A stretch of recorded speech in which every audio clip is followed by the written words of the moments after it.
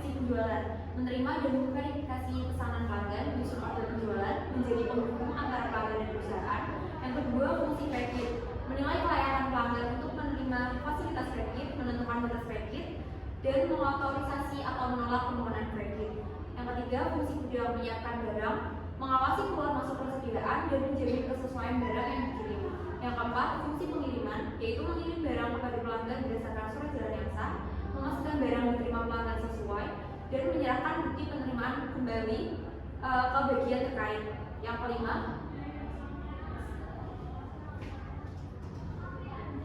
fungsi penagihan, yaitu menyusun dan mengirim faktur penjualan kredit, mengatur tanggal jatuh tempo, dan memastikan dokumen penagihan tersampaikan dengan benar. Yang keenam, fungsi akuntansi, mencatat transaksi penjualan kredit ke pusat dan kartu piutang, menyimpan dokumen penjualan untuk pengarsipan, dan melakukan rekonsiliasi antara pengiriman, billing, dan saldo piutang.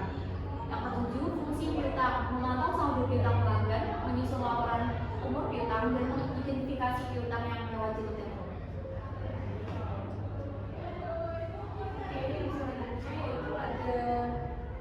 Dokumen yang terkait dengan sistem penjualan kredit. Yang pertama yaitu surat pesanan. Prinsip permintaan resmi dari pelanggan menjadi dasar awal proses penjualan. Yang kedua yaitu ada formulir persetujuan kredit. Fungsinya digunakan untuk bagian kredit untuk menilai dan menyetujui kelayakan kredit. Yang ketiga yaitu ada surat perintah pengeluaran barang diterbitkan setelah kredit disetujui. Yang keempat yaitu surat jalan atau delivery order sebagai bukti bahwa order telah dikirim ke pelanggan. Yang kelima yaitu bukti memorial atau bukti jurnal digunakan untuk mencatat sistem transaksi penjualan kredit ke sistem akuntansi. Yang keenam, faktur penjualan kredit atau invoice, dokumen resmi penagihan kepada pelanggan. Yang ketujuh yaitu kartu piutang atau pembantu piutang sebagai catatan saldo piutang untuk setiap pelanggan. Yang kedelapan yaitu dokumen pengarsipan penjualan kredit, arsip lengkap berisi surat pesanan, persetujuan kredit, surat jalan, faktur, dan catatan piutang. Yang selanjutnya yaitu sistem pengendalian internal penjualan kredit. Yang pertama itu ada aktivitas otorisasi transaksi.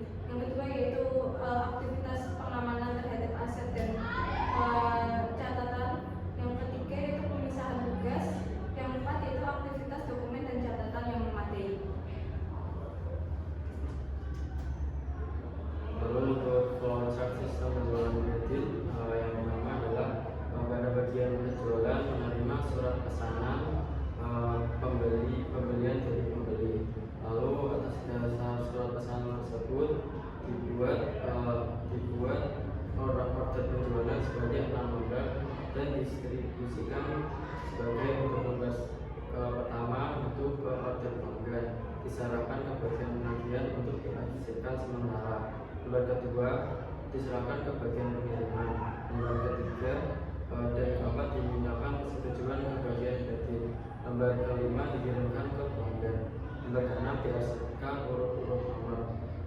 Lalu untuk bagian kredit berdasar surat order penjualan ke lembar ketiga dan keempat yang diterima dari bagian penjualan. Lalu selanjutnya bagian ini memberikan persetujuan dan aman terhadap surat order penjualan dan meneruskannya ke bagian gudang. Lalu untuk bagian gudang disediakan surat order penjualan ke lembar ketiga dan keempat telah diotorisasi bagian gudang mempersiapkan barang yang akan dikirim. Lalu bagian ini mendistribusikan surat order penjualan sebagai berikut. Lembar ketiga bersama dengan barangnya diserahkan ke bagian pengiriman. Lalu lembar keempat dihasilkan pengiriman. Lalu untuk bagian pengiriman, setelah menerima surat order penjualan yang telah diotorisasi dan barang dari bagian gudang, bagian ini mengeluarkan surat order penjualan lembar kedua dari hasilnya.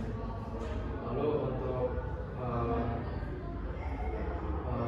bagian ini membuat nota pengiriman sebanyak 3 lembar dan didistribusikan sebagai berikut.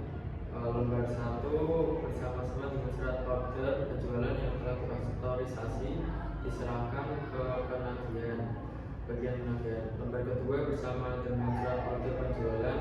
Lembar kedua diarsipkan urut tanggal. Lembar ketiga bersama-sama dengan barangnya dikirimkan ke pelanggan.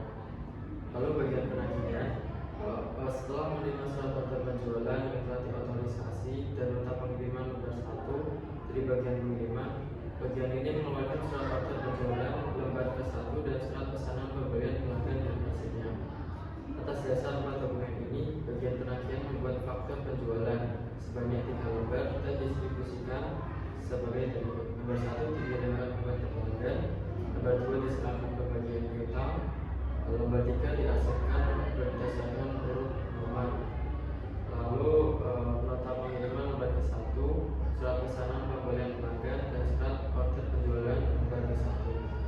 Lalu bagian piutang, setelah menerima faktur penjualan lembar ke-1 dari bagian penagihan, bagian ini memeriksa nomor seri faktur. Selanjutnya bagian ini akan memposting transaksi tersebut ke akun pelanggan yang bersangkutan dan juga mengarsipkan faktur penjualan tersebut berdasarkan tanggalnya. Lalu sistem penjualan tunai. Sistem informasi akuntansi penjualan tunai adalah suatu jaringan prosedur yang terdiri dari formulir, catatan-catatan dan laporan yang terkoordinir dan terdapat komponen bangunan sistem yaitu input, model, output, teknologi, basis data, dan pengendalian sehingga mampu menyediakan informasi mengenai penjualan. Yang selanjutnya yaitu unsur sistem akuntansi penjualan tunai. Yang pertama ada input. Dalam sistem informasi akuntansi penjualan, data masukan adalah transaksi penjualan dan rekening penjualan merupakan data masukan dan menggunakan formulir faktur penjualan. Yang kedua ada selanjutnya ada pengendalian internal sistem penerimaan pelunasan piutang. Pengendalian yang sangat penting untuk mencegah penyalahgunaan aset, terutama kas, dan memastikan kendala catatan akuntansi.